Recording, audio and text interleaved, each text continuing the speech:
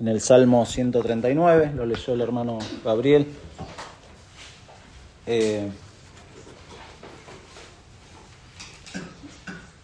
Un salmo que es hermoso, la verdad que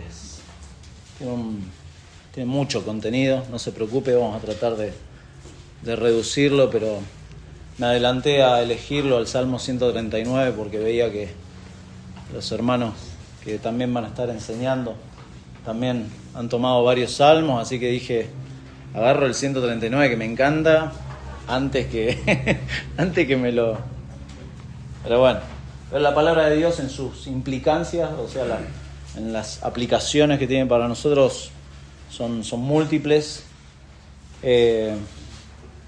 y muchas veces podemos siempre volver a estas escrituras para asombrarnos, y eso es lo que medita David acá. Está orando, es una canción que bueno, lo dice ahí, ¿no? Al músico principal se lo daba a alguien que dirigía la alabanza del pueblo y para eso servía. No solamente primeramente era una oración de David, como vamos a ver ahora, realmente es algo muy, muy personal, sino que después, como no conocemos la ocasión, no sabemos en qué momento realmente lo escribió, a veces a propósito los salmos tienen eso, ¿no? No sabemos. Lo tiene así para que sea aplicable para todos, para todas las generaciones. Y de hecho es así, la palabra de Dios es, como vimos en 2 Timoteo, es útil para toda nuestra vida. Así que vamos a leerlo de nuevo. Salmo 139, dice en versículo 1, «Oh Jehová, tú me has examinado y conocido. Tú has conocido mi sentarme y mi levantarme, has entendido desde lejos mis pensamientos, has escudriñado mi andar y mi reposo, y todos mis caminos te son conocidos. Pues aún no está la palabra en mi lengua, y aquí, oh Jehová, tú la sabes toda. Detrás y delante me rodeaste, y sobre mí pusiste tu mano. Tal conocimiento es demasiado maravilloso para mí. Alto es, no lo puedo comprender. ¿A dónde me iré de tu espíritu? ¿A dónde huiré de tu presencia? Si subiere a los cielos, allí estás tú. Y si en el Seol hiciere mi estrado, he aquí, allí tú estás. Si tomare las alas del alba y habitare en el extremo del mar, aún allí me guiará tu mano y me asirá tu diestra. Si dijere ciertamente las tinieblas me encubrirán, aún la noche resplandecerá alrededor de mí, aún las tinieblas no encubren de ti. Y la noche resplandece como el día. Lo mismo te son las tinieblas que la luz, porque tú formaste mis entrañas, tú me hiciste en el vientre de mi madre. Te alabaré porque formidables, maravillosas son tus obras. Estoy maravillado, y mi alma lo sabe muy bien. No fue encubierto de ti mi cuerpo, bien que en oculto fui formado y entretejido en lo más profundo de la tierra. Mi embrión vieron tus ojos, y en tu libro estaban escritas todas aquellas cosas que fueron luego formadas, sin faltar una de ellas. Cuán preciosos me son, oh Dios, tus pensamientos, cuán grande es la suma de ellos. Si los enumero, se multiplican más que la arena. Despierto y aún estoy contigo. De cierto, Dios, harás morir al impío. Apartaos, pues, de mí, hombres sanguinarios, porque blasfemias dicen ellos contra ti. Tus enemigos toman en vano tu nombre. No odio, oh Jehová, a los que te aborrecen, y me enardezco contra tus enemigos. Los aborrezco por completo. Los tengo por enemigos. Examíname, oh Dios, y conoce mi corazón. Pruébame y conoce mis pensamientos, y ve si hay en mí camino de perversidad, y guíame en el camino eterno. Dios y Padre de nuestro Señor Jesucristo, gracias por tu palabra. Pedimos, como siempre, que sea una palabra de exhortación y de confrontación, este salmo que nos dejó tu siervo David.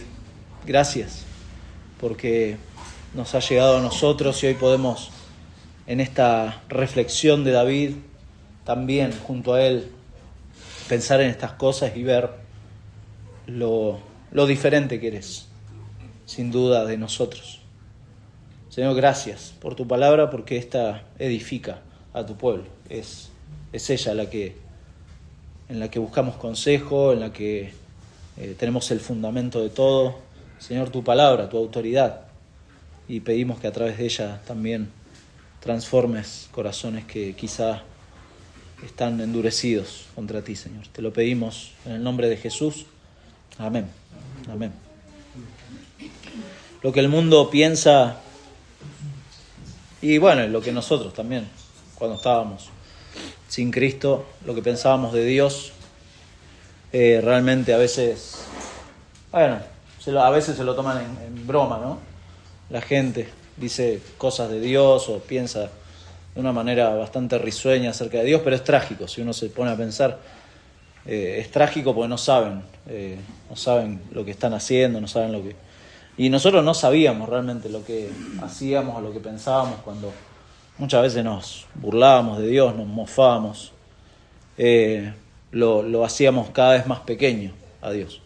Incluso siendo cristianos muchas veces buscamos formas muy ingeniosas de empequeñecer a Dios y engrandecernos nosotros, ¿no?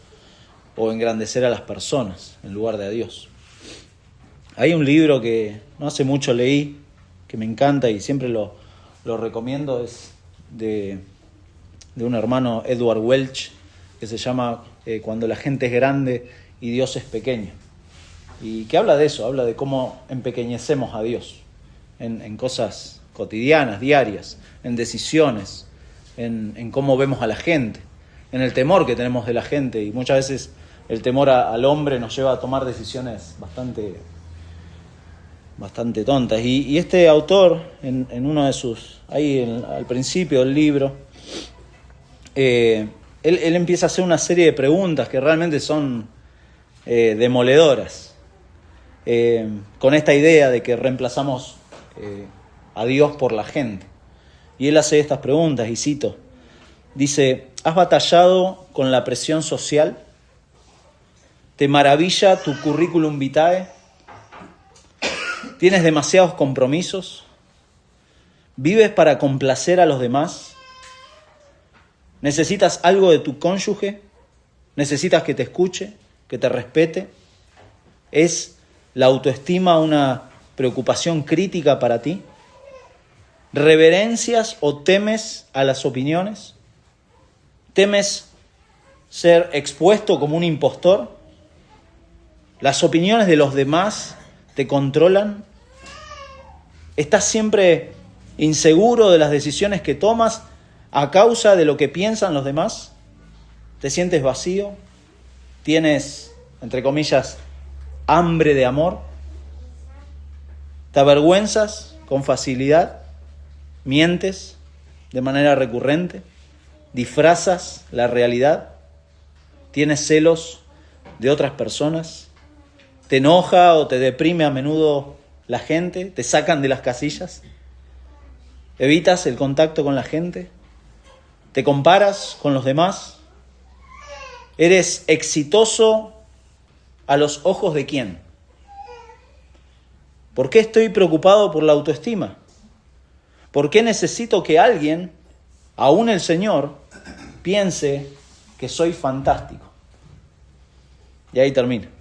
Sigue, ¿no? El libro, si esto lo mueve a leer este libro, es muy lindo, hermoso, confrontativo es. Pero todas estas preguntas apuntan a que justamente la gente es más grande que Dios. Y Dios se vuelve cada vez más pequeño. Y el antídoto para eso, creo que Dios nos ha dejado en su palabra, este Salmo, el 139, escrito por David de una manera muy personal, pero a la vez, si usted lo lee con detenimiento, tiene una profundidad teológica tremenda. porque es altamente teológico todo lo que... De hecho, David menciona varios atributos, perfecciones de Dios. Y básicamente lo que está diciendo David frente a esta reflexión es que Dios es diferente a mí. Dios es diferente. Totalmente diferente. Diferente porque sabe todo acerca de mí. Diferente porque Él está en todo lugar. Diferente porque Él es mi creador y no yo el creador de Él. Y eso es muy importante. Dios es mi creador y no yo el creador de Dios. Y en último lugar porque Dios es santo y justo. Dios es diferente. Y mi hermano, mi deseo es que este salmo nos enseñe a ver quién es Dios, cómo orar a Dios, porque David está orando a Dios, cómo alabar a Dios, cómo adorar a Dios de manera apropiada, que tengamos criterios bíblicos a la hora de pensar en el carácter y en los atributos de Dios. No que pensemos en Dios como a nosotros se nos ocurre y lo hagamos cada vez más pequeño, sino que veamos cómo David reflexionaba teológicamente. No le tenga miedo a esa palabra, teológicamente, pero David reflexionaba profundamente y eso lo llevaba y encendía su corazón y lo exponía a quién era Dios realmente. Por eso, en primer lugar, Dios es diferente porque sabe todo acerca de mí, versículos 1 al 6. Bueno, esto es algo que afirmamos y que lo entendemos, ¿no? Que Dios sabe todo acerca de nosotros. No tenemos problema en esa. Teóricamente lo entendemos, pero fíjese cómo lo expresa David, el salmista. Oh Jehová, tú me has examinado y conocido. Y este salmo es sencillo, pues si usted lo leyó y se detuvo y lo puede ver, quizá, depende de la versión de la Biblia que tenga, puede ver lo que está dividido en 4 párrafos, muy claro ahí. En versículo 1, 7, 13 y 19, esos son los 4 párrafos.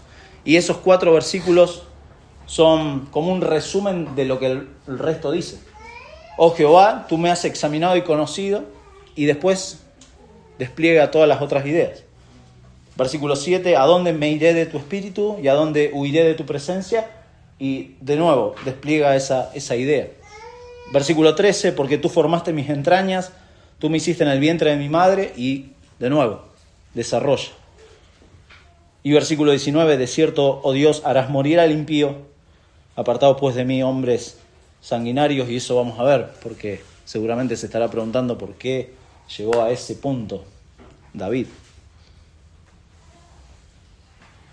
Oh Jehová, tú me has examinado, que no es lo mismo decir Dios ve y conoce todo, que eso es una afirmación que podemos hacer, a decir Dios sabe todo acerca de mí. Es muy diferente. Pensar y reflexionar y orar y decir, bueno, sí, claro, Dios conoce todo y ve todo, pero decir Dios me conoce y sabe todo acerca de mí, es muy diferente, porque es un conocimiento activo y personal de Dios hacia uno, ¿no? Si se fija, los pronombres que usa David es muy claro en todo el salmo, el tú has hecho esto, tú lo otro, tú y yo, tú y yo. O sea, estoy orando a Dios personalmente. Dios conoce al salmista profundamente. Y fíjese, tanto cada movimiento de su cuerpo, cada costumbre en su vida, pero también cada pensamiento. Interesante, porque la palabra pensamiento ahí son deseos. Habla de los deseos. Dios sabe lo que usted quiere, sea bueno o sea malo. Dios conoce nuestros deseos más profundos. Dios nos conoce. Todo lo que pasa por nuestra mente, cualquier palabra, antes de que la digamos.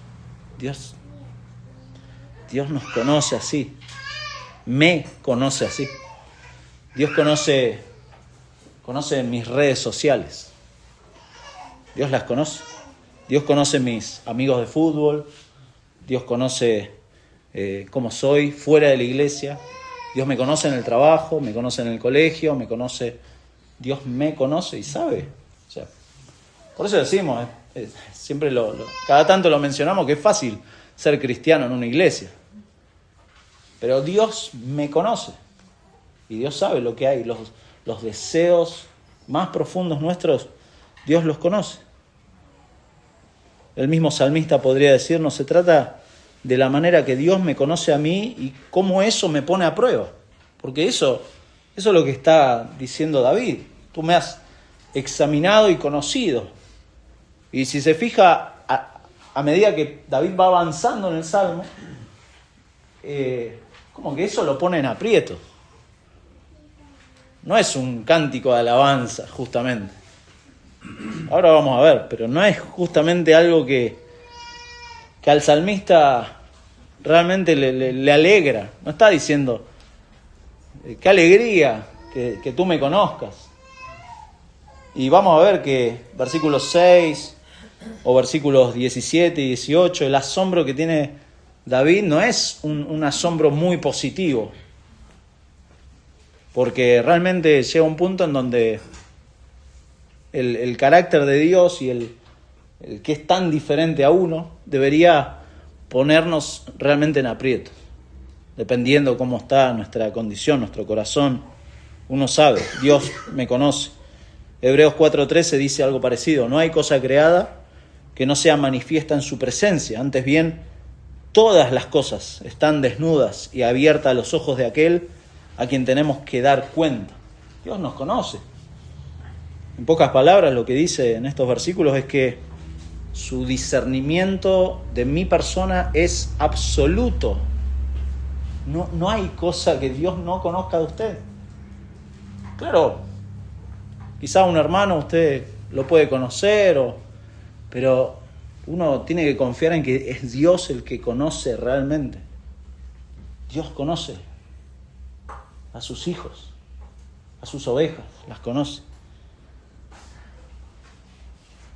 Y lo más llamativo es cómo David lo expresa, ¿no? Porque dice, oh Jehová.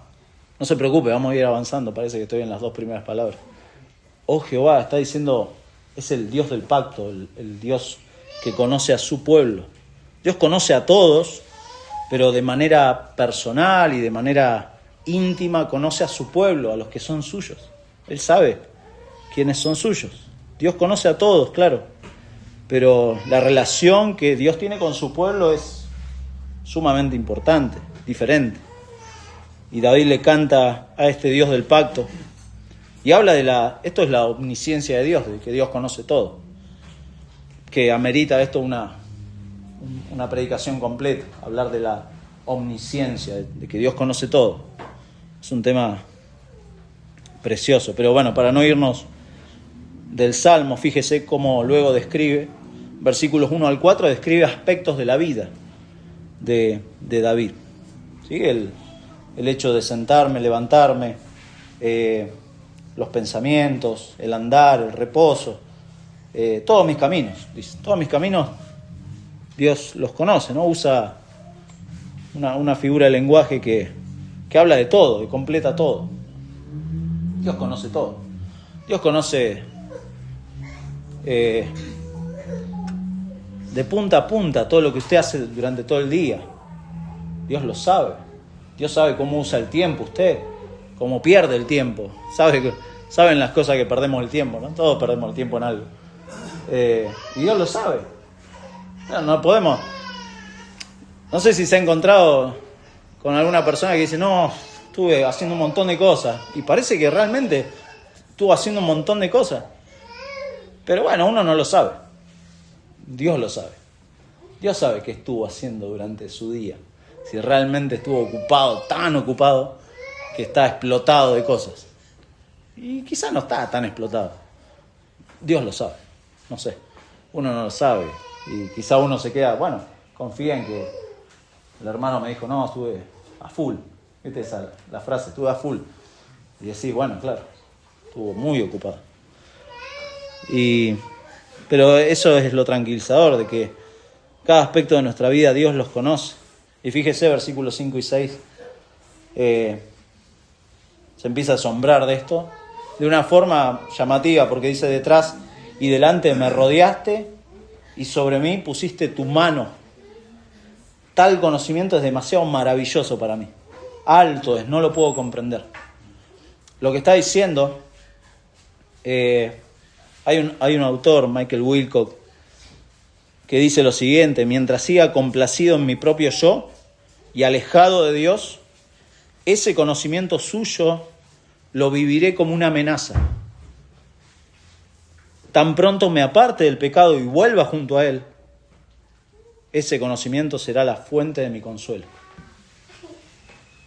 Claro, porque la mano en este versículo 5, sobre mí pusiste tu mano, es como cuando usted atrapa algún insecto y le pone la palma de la mano. Está hablando de la palma de la mano. Es como una figura amenazante. Dios te controla. A veces no nos gusta ese concepto. Es más, no nos gusta que nos controlen. O sea, cuando éramos chicos no nos gustaba que nuestros padres nos controlaran. Y de grande tampoco. No nos gusta cuando nos toca un jefe que es medio controlador. Pero es la responsabilidad del jefe, ¿no? Y así no nos gusta que nos controlen, porque tenemos naturalmente esa autonomía. Bueno, acá dice: Dios controla la vida de su pueblo. Él nos conoce y Él es el que nos rodea. Y ese rodear, puede ser positivo o negativo, según cómo el corazón de uno esté delante de Dios. Puede ser amenazante, ¿no? Inquietante, decir: Dios te controla, Dios sabe, te conoce, Dios te rodea y no te va a dejar en las cosas tuyas. Dios te va a perseguir. Si sos su hijo, Dios no te va a dejar así nomás. Y bueno, eso puede ser inquietante, ¿no? Para David parece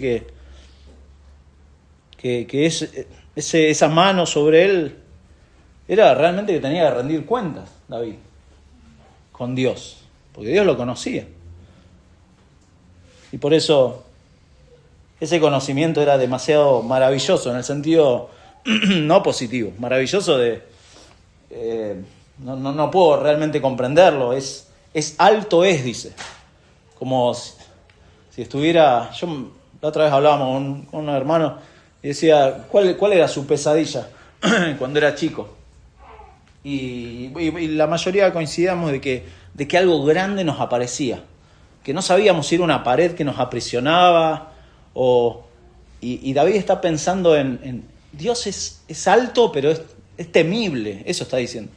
Dios es muy alto y me conoce y me rodea, y sus manos es una figura de lenguaje, ¿no? Pues la mano de Dios, ¿cómo sería? Imagínense.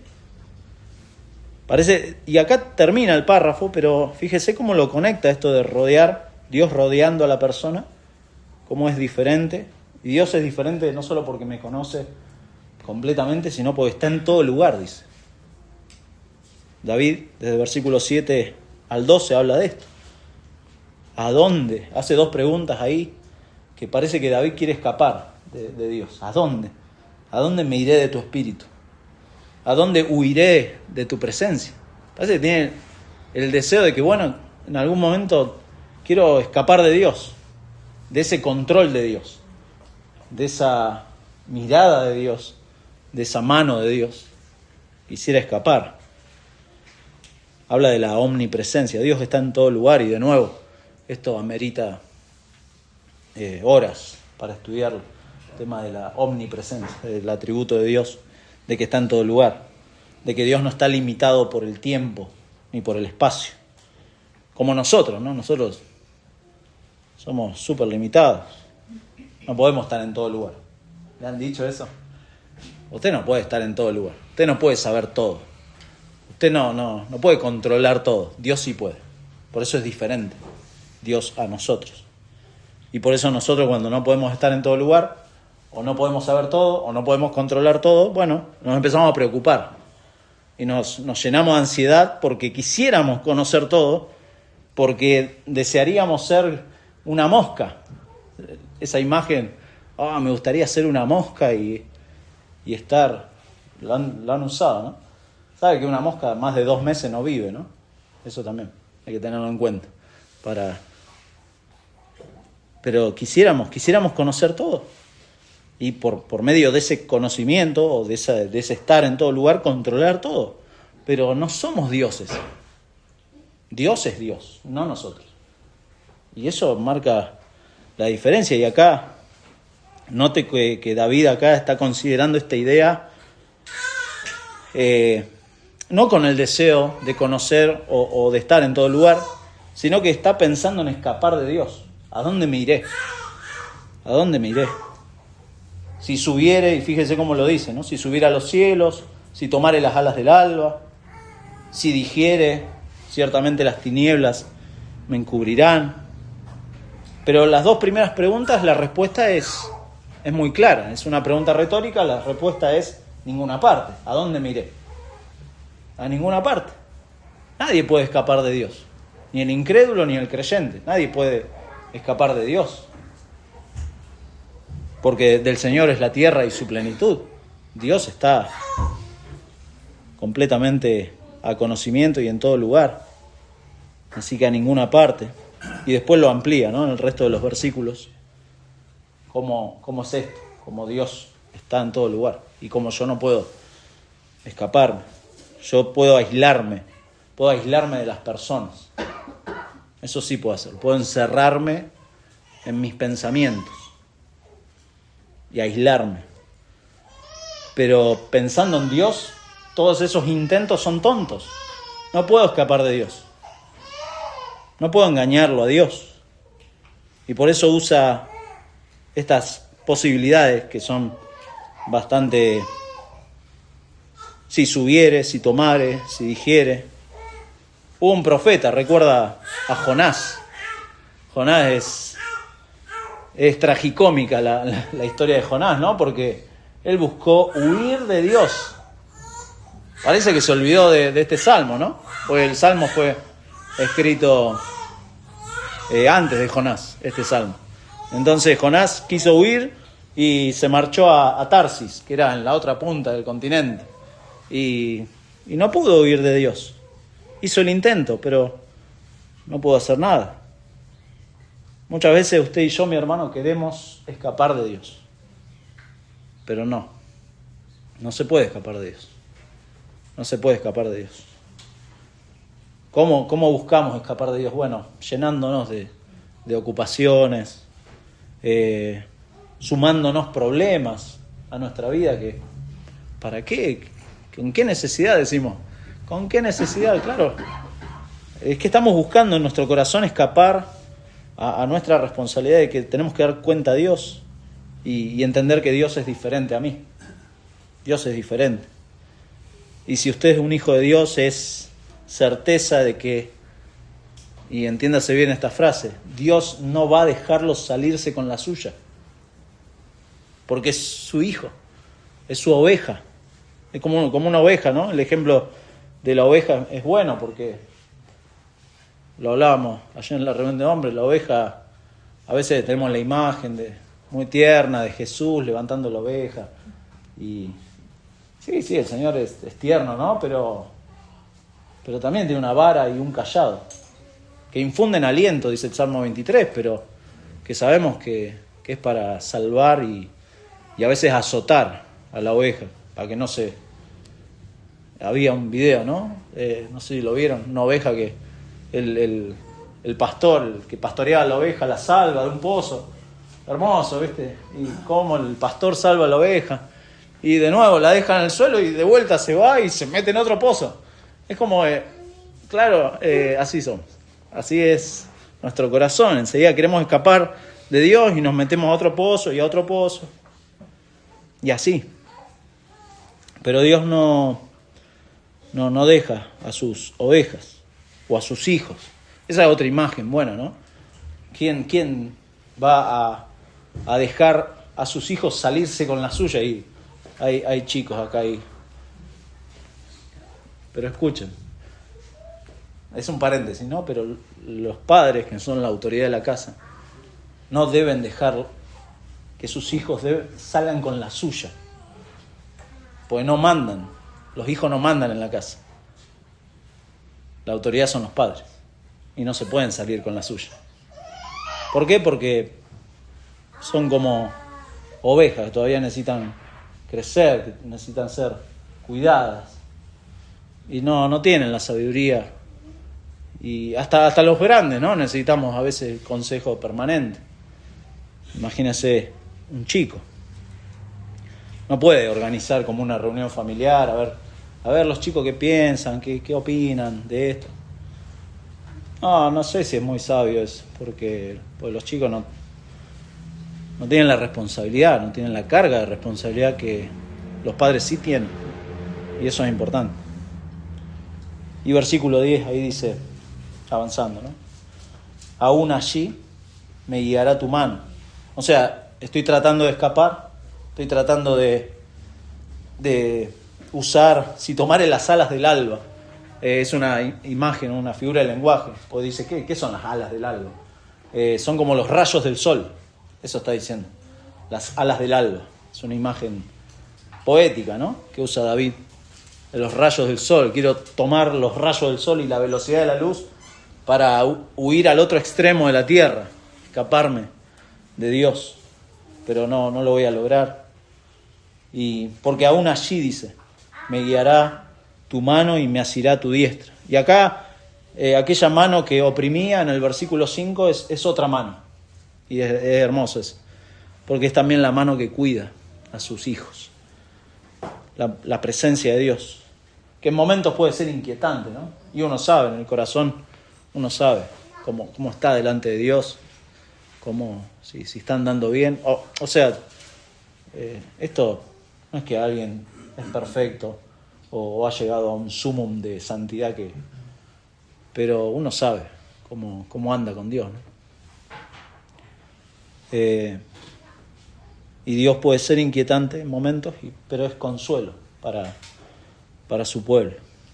Y versículo 11 dice, si dijere, y esto está hablando a su corazón, ¿no? Ciertamente las tinieblas me encubrirán, aún la noche resplandecerá alrededor de mí, aún las tinieblas no encubren de ti, la noche resplandece como el día, lo mismo te son las tinieblas que la luz. Acá literalmente, en otras versiones, dice las tinieblas me van a afligir. Cuando dice en versículo 11, ciertamente las tinieblas me encubrirán, está hablando del peligro que representa la oscuridad, las tinieblas. Más para esta gente, ¿no? Que vivían en una época donde no había electricidad, no había faroles en las calles, vivían en oscuridad y podían pasar cualquier cosa. Las versiones en español, todas las versiones en español traducen envolver o cubrir y no hablan de la aflicción o de... Hay una versión en inglés que dice lo siguiente: si digo seguramente la oscuridad me herirá o me consumirá y la luz alrededor de mí se convertirá en noche.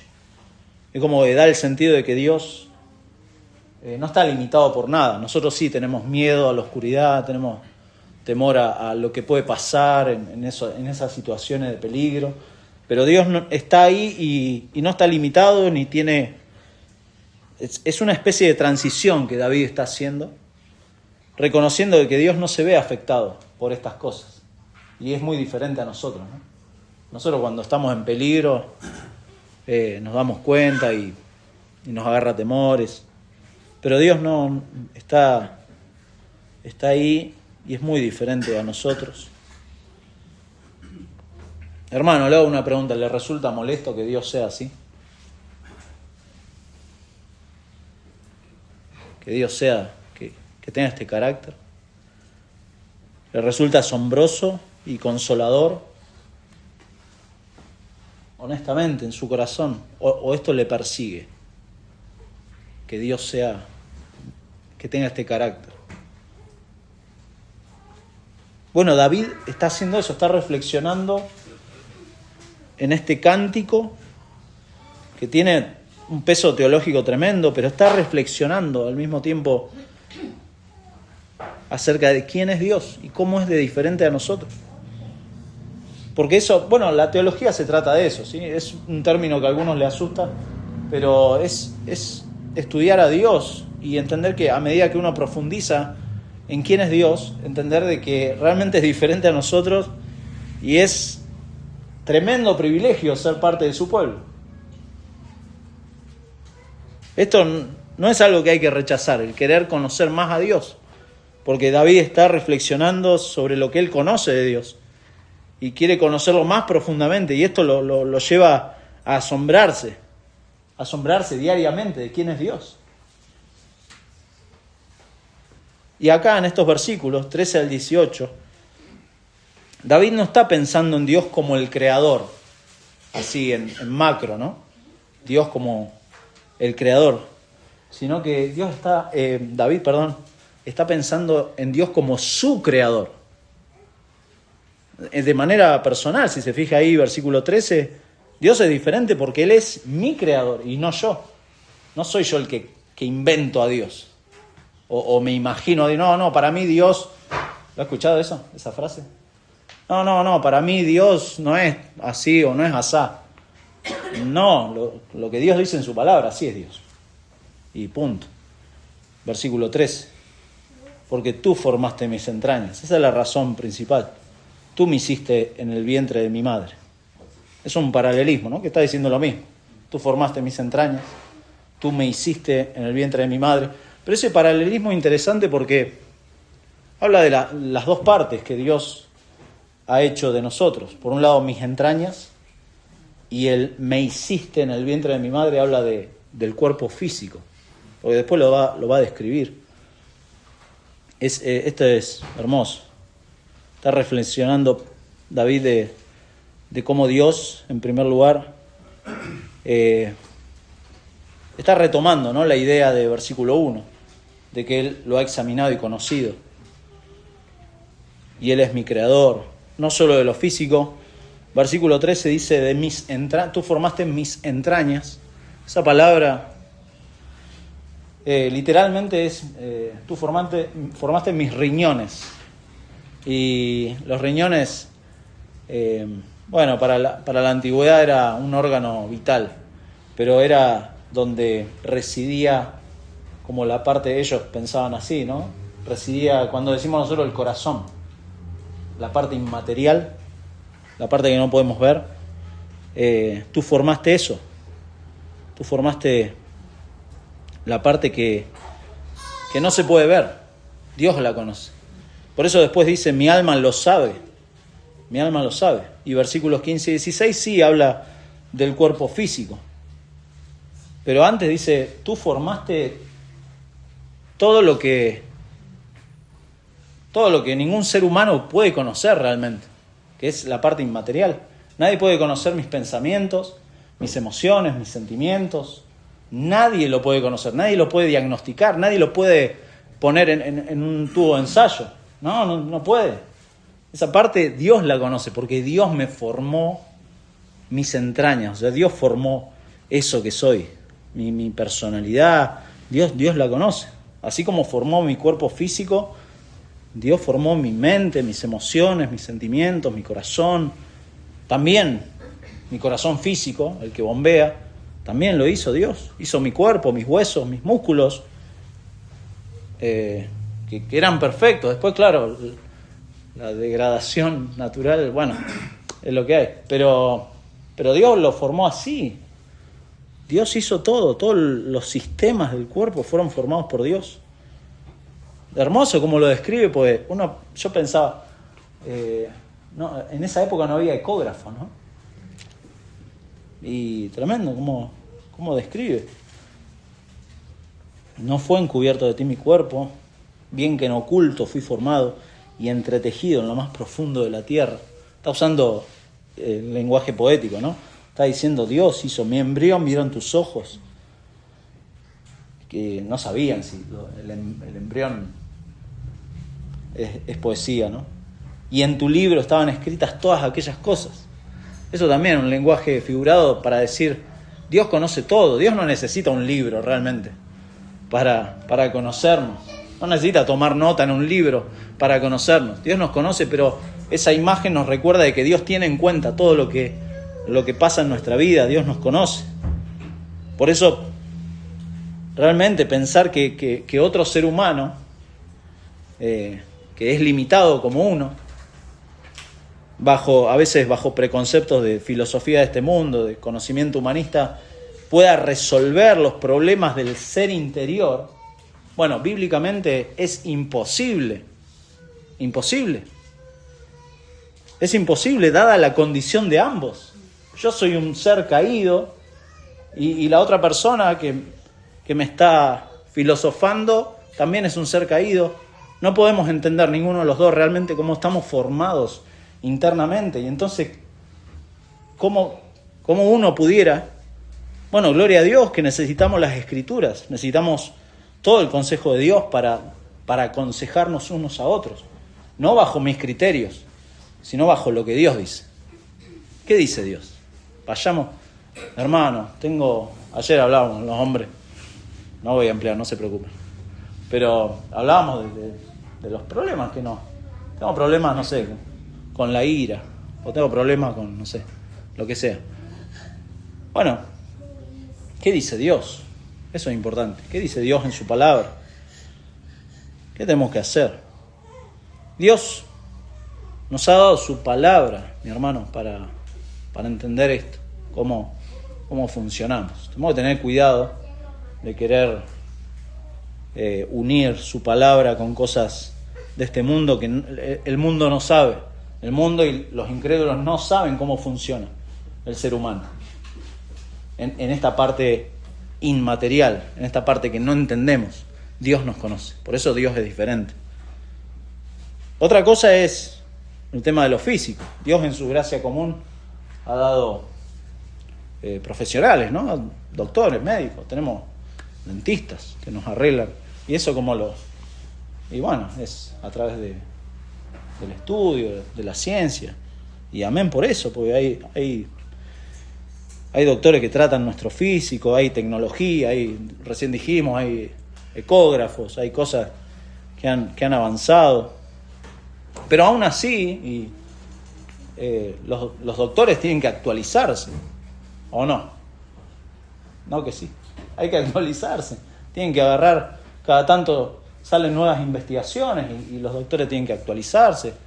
Y la maquinaria, la tecnología también tiene que avanzar y tienen que modificarla. Los ecógrafos no son los mismos de aquella época, de cuando salieron, ¿no? No sé en qué época salieron. No son los mismos. Y eso habla de lo limitado que somos, ¿no? Porque el ser humano necesita seguir investigando, porque hay enfermedades que se van descubriendo, bacterias y cosas más raras. Y es raro, es asombroso. Y eso es lo que dice David. Esto es asombroso. Y cuando dice, me encanta, porque versículo 14 dice, te alabaré porque formidables, maravillosas son tus obras. Estoy maravillado. Y mi alma lo sabe muy bien. Hay otras versiones y el pronombre que usa acá habla de, estoy maravillado de cómo me hiciste. O sea, David está sorprendido de cómo me hiciste. No porque estaba agrandado David, sino porque estaba reflexionando en la creación de Dios, de su cuerpo, de su alma, de la parte material e inmaterial. Y llega a este punto y dice, claro, estoy maravillado, porque es increíble cómo el Señor nos ha hecho. Es increíble. Porque Él es tan diferente y Él me conoce.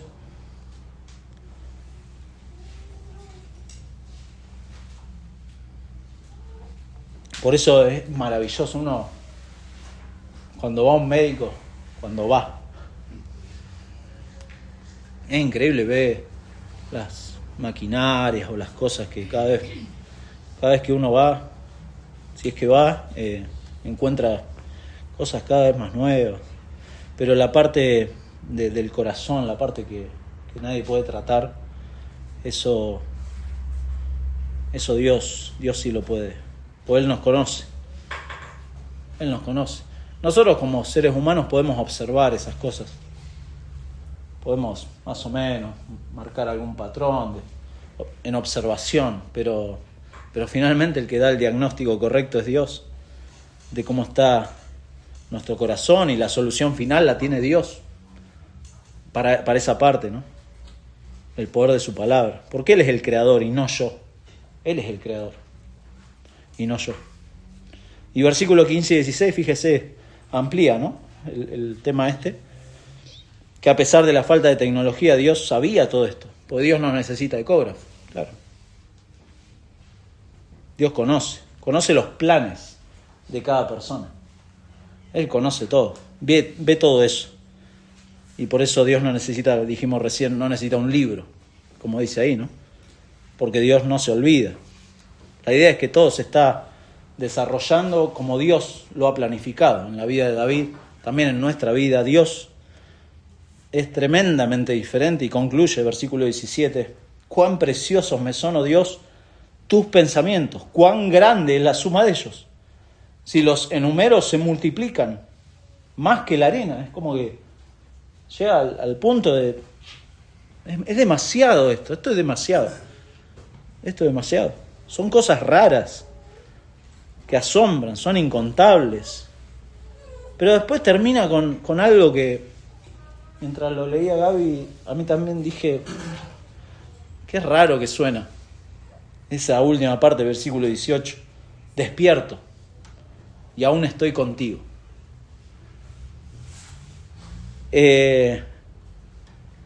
Bueno, parecería, y la mayoría de los estudiosos de este salmo, pues es increíble la cantidad de gente que sigue estudiando todo esto.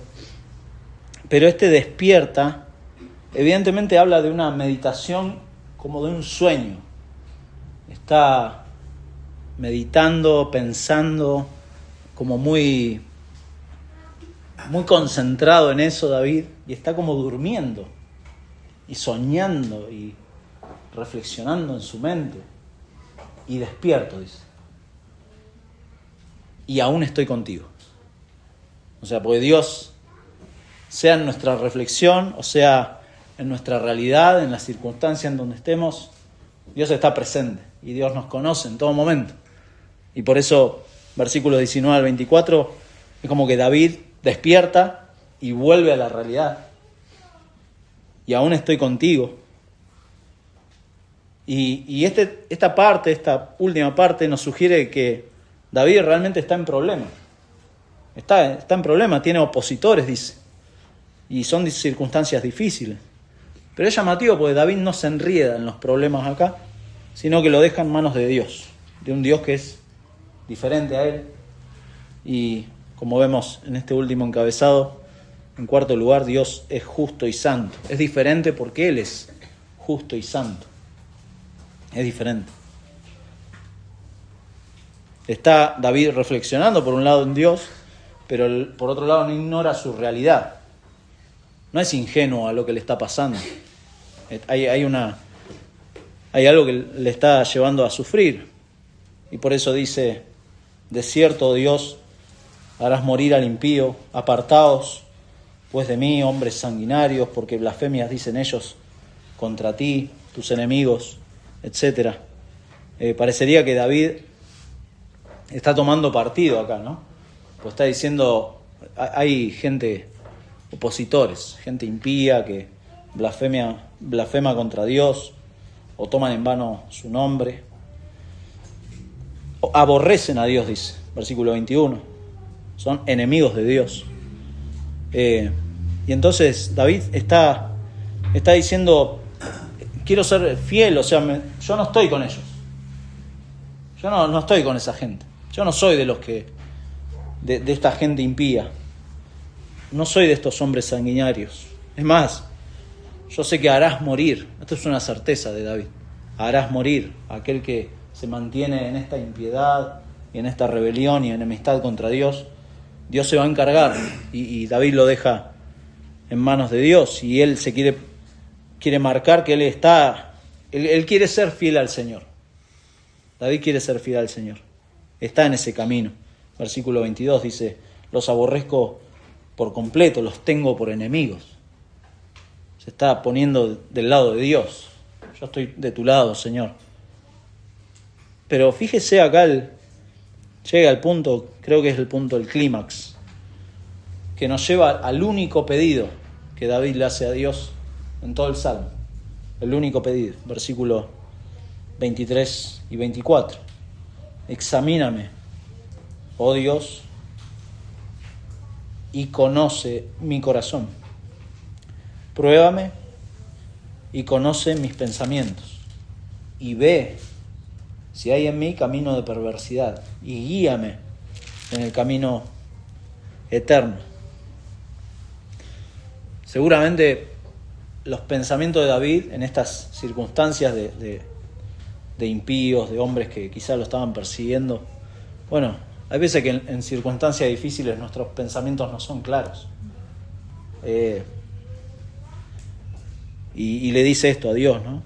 Que se encargue de estos hombres impíos. Y aún así hay esfuerzo, ¿no? De querer ser fiel a Dios, de honrarle en circunstancias difíciles, a veces cuesta. Pero este es un buen modelo de oración, de cómo orar a Dios. De que a pesar de las circunstancias difíciles, Señor, examíname, a ver cómo estoy. Porque tú conoces mis pensamientos, y esa palabra pensamientos ahí habla de pensamientos de aflicción, de pensamientos angustiosos en medio de circunstancias difíciles. David está atribulado y le está pidiendo que lo examine, que vea cómo es su camino, cómo es su andar. Y cuando habla de estos caminos, habla de cómo estoy viviendo, de cómo es el curso de mi conducta. Examiná, Señor, mi conducta, por favor. Mirá cómo estoy caminando. Porque Dios conoce estas preocupaciones, estos pensamientos inquietos que tengo. Dios conoce eso. Quizás ninguno puede conocer realmente y abiertamente a todos, pero Dios conoce, mi hermano, conoce su corazón. Dios conoce sus preocupaciones, Dios conoce la debilidad de su fe. Dios lo conoce. Y pídale al Señor, examíname. ¿Para qué? Para ver si hay en mí camino de perversidad. ¿Y para qué más? Y para que me guíe en el camino eterno. O sea, para que corrija mi camino. No para dejarme y apapacharme en mi camino de perversidad. Que me examine solamente, sino que me guíe en el camino eterno, en sus caminos. En este curso de conducta. Pero nada de eso, más allá de las circunstancias y las dificultades, siempre lo decimos, ¿no? Nunca es excusa para pecar contra Dios o para hacer algo que sea ofensivo contra Dios. Y por eso David habla acá de ver si hay en mí camino de perversidad. Eso es importante. Y la palabra perversidad es llamativa.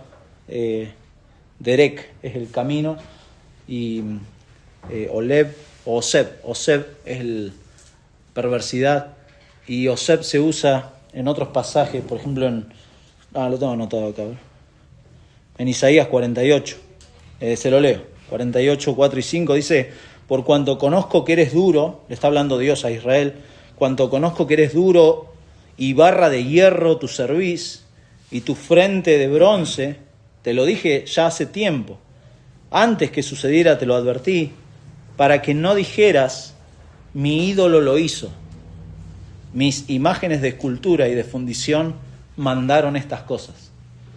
Y ahí Oseb, o perversidad, es la palabra ídolo.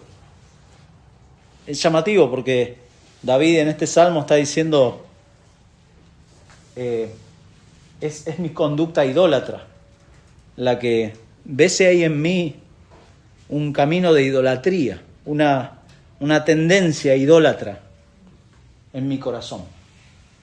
Porque eso, como dice Calvino, ¿no? Nuestro corazón es una fábrica de hacer ídolos. Idolatramos muchas cosas. Idolatramos nuestra familia, idolatramos nuestros hijos, nuestro descanso, nuestro tiempo, nuestras ocupaciones, nuestras preocupaciones, nuestro trabajo, nuestra reputación, nuestras apariencias, nuestra economía, nuestra propia justicia, nuestro cuerpo, nuestros pasatiempos, nuestras distracciones. Todo eso, mi hermano, nos inclina a ídolos. A ídolos que no son esculturas, ¿no? Pero son ídolos en nuestro corazón y que muchas veces nos llevan a inclinarnos a prioridades desordenadas en nuestra vida. Si usted ve a alguien con prioridades desordenadas, seguramente hay un ídolo ahí dando vuelta. Y que muchas veces es opuesto a Dios. Y eso es tremendo, porque le está diciendo David a Dios, examina si hay camino o esta tendencia idólatra en mi corazón. Pero no me dejes ahí.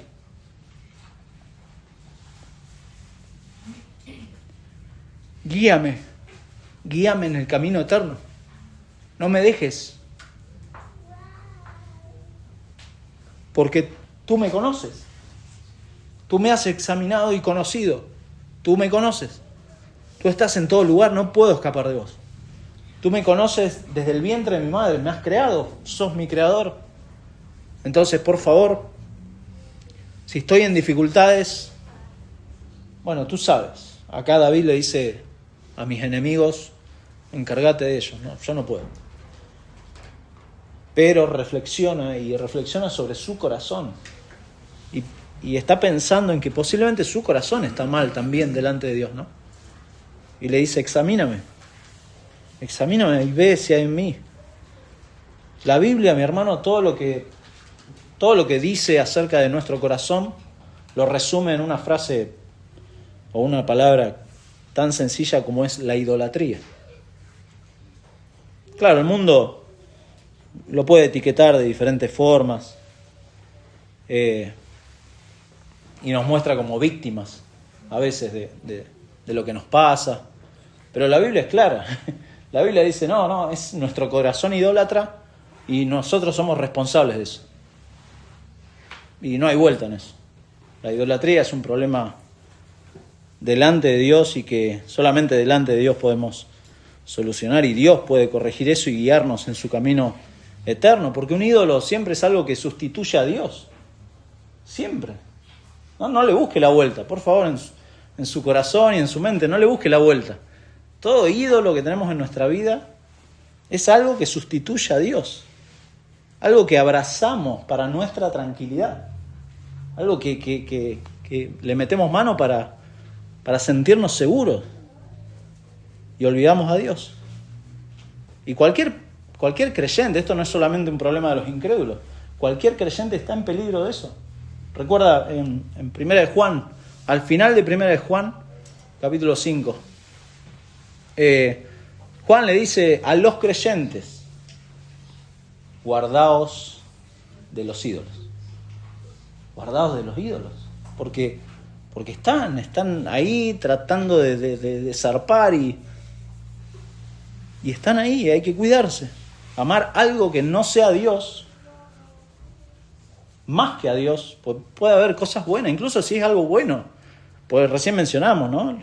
Nuestra familia, nuestros hijos, nuestro tiempo, no son cosas malas. Pero cuidado cuando eso ocupa el lugar de Dios, porque Dios lo sabe. Dios nos conoce. Dios nos conoce. Pregúntese, mi hermano, ¿qué anhela? ¿Qué anhela en su corazón? ¿Qué anhela en su vida? ¿Qué anhela en su vida? ¿Qué desea? Me gustaría, y póngale la frase que quiera, ¿no? ¿Qué desea en su vida? Bueno, cuidado. O es confiar en Dios o es manotear otra cosa. ¿Dónde está nuestra esperanza? ¿Dónde está nuestra esperanza? ¿Dónde está nuestra satisfacción y nuestro contentamiento? ¿Dónde está? ¿Está en Dios o deseamos otras cosas? David está orando así para recordarse quién es Dios. No para quedarse teologizando y arrumbándose en un escritorio lleno de libros. Estoy mostrando mi corazón. Sino que está reflexionando y diciendo, Señor, yo quiero que estas cosas, estas verdades que sé de ti, afecten a mi vida. Examíname. Examíname. Que estas verdades afecten. Que pueda encontrar este alivio al saber de que eres tan diferente a mí. Tan diferente. Y es esperanzador, es de consuelo para los creyentes que anhelan, porque todo creyente, esto es así, la palabra de Dios lo dice, todo creyente verdadero anhela crecer en el Señor, anhela crecer en santidad. Y este es un buen modelo de oración para decirle al Señor, Señor, examíname y ayúdame a crecer. Ve si hay en mí idolatría, camino de perversidad, y guíame en el camino eterno. Ayúdame a eso. Pero si alguien no es creyente, sin un Salvador, este pensamiento del Salmo 139 debería ser aterrador. Considerar que Dios sabe todo, que Dios está en todo lugar y que no puede nadie escapar de Dios. Para alguien que no tiene a Jesucristo, esto debería ser aterrador. No sé. Imagínese tratando de escapar, bueno, se me viene a la mente Drupi. ¿Se acuerda de Drupi? ¿Es muy viejo eso? Era un dibujo animado que era un perro y siempre tenía un opositor que ahora no recuerdo si era el Pato Luca o quién era, pero este Drupi siempre aparecía en todos lados y nunca se podía librar de abría una puerta y aparecía el perro, y abría otra puerta y aparecía el perro de vuelta. Y era tremendo, te volvía loco. O como esas películas donde usted ve que el personaje principal hasta el final de la película está siendo perseguido y no logra escapar. Bueno, así debería sentirse alguien que no tiene a Jesucristo. Sin un Salvador, Dios llega un momento que se convierte en alguien aterrador. Porque de hecho, Él es justo, Él es santo. Y debería ser así. Pero este Dios que es diferente, como hoy cantábamos, un día se hizo hombre, ¿no? Para morir en la cruz, para constituirse como el único que puede acercarnos a este Dios que nos conoce. Él es el único Salvador, el único que, conociéndonos de la manera tan exhaustiva como nos conoce Dios, aún así nos salva y nos perdona. Y solo los que tienen al Hijo de Dios tienen este privilegio de ahora poder pedirle a Dios, examíname y ve si hay en mí camino de perversidad y guíame, porque tú eres Jehová, el Dios del pacto, ¿no? Y en Cristo, en el cumplimiento del nuevo pacto, tenemos esta bendición. Así que, mi amigo, si usted no tiene a este Salvador, está en serios peligros, ¿no? Está en peligro de condenación, porque solamente Dios ve la sangre de su Hijo y ya no nuestra iniquidad, nuestra maldad, ya no la ve. Entonces, si usted no tiene a Jesucristo, no tiene nada.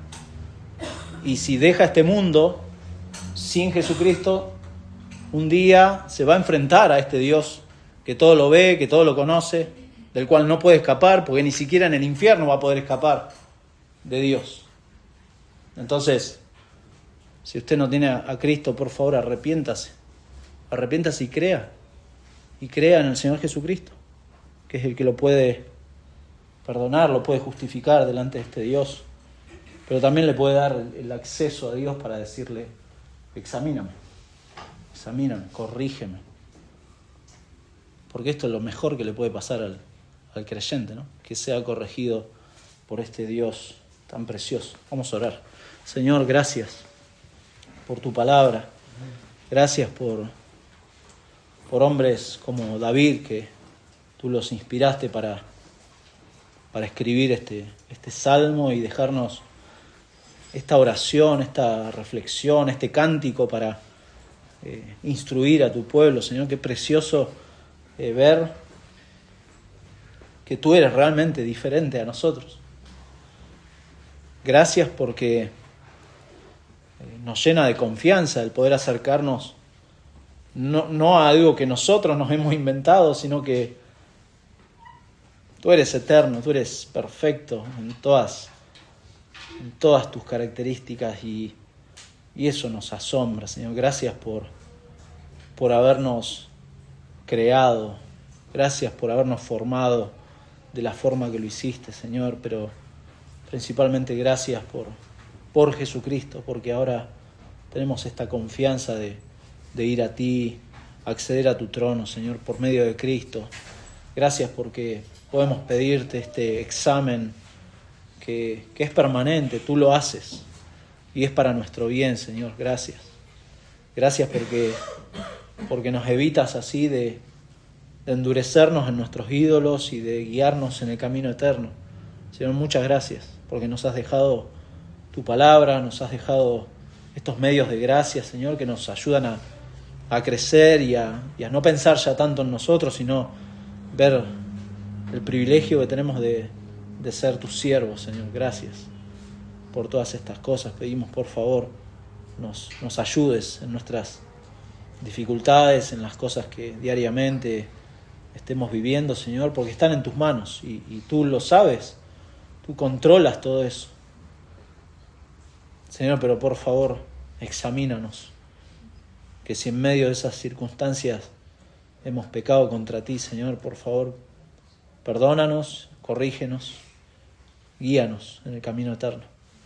Padre, que también esta sea una oportunidad para que aquellos que no te conocen, también, Padre, puedan ser guiados en ese camino solo por medio de Cristo.